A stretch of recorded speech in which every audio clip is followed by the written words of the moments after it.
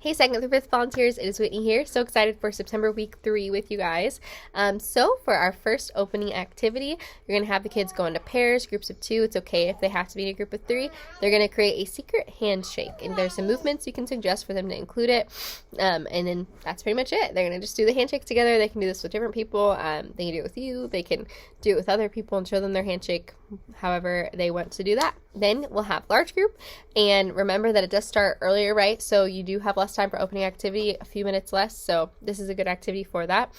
After large group, we're going to go into a first activity, our Snapchat activity, and the kids are going to go into groups of 3. You're going to give each group 6 index cards and 1 pencil. And what you're going to do is explain that we're going to look for real ways to live for God by being brave and helping others. You're going to read a scenario. When somebody needs help, then they're going to have 60 seconds to come up with a way to help.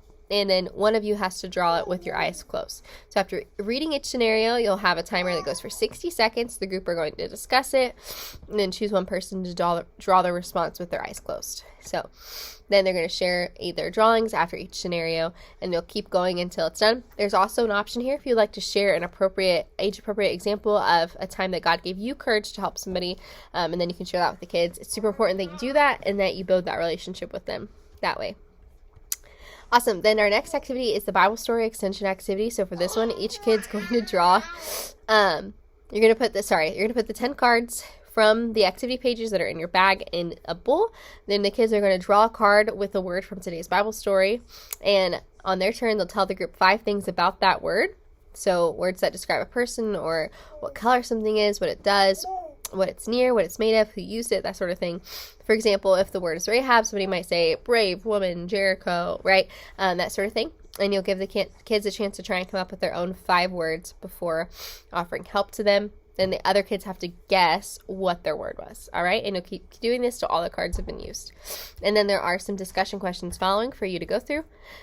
Then our memory verse activity. So for this one, you're going to have each bowl filled with 1 set of cards from the verse letters page that's in your bag. The kids are going to go into 3 teams. They're each going to have a Bible. They're going to find the verse, Psalm 56:3, read it together, and then you're going to give every kid a straw. You're going to tape off a start line for them, or you could just show them, however you prefer, and then have each kid line up behind their team's start line, place the bowl several feet away, and 1 bowl from each team, across from each team.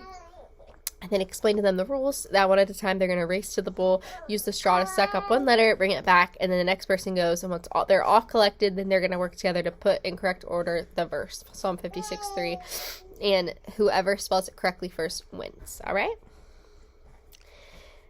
Then our last thing is prayer, and so for this one, you're going to have the kids form groups of 2 or 3, explain what it is, what prayer is, and then there's 2 questions you're going to have the kids ask each other, and then they're going to pray for each other. You can ask for requests and that sort of thing as well. All right. Thank you guys. I hope you have a great week. I will see you Sunday.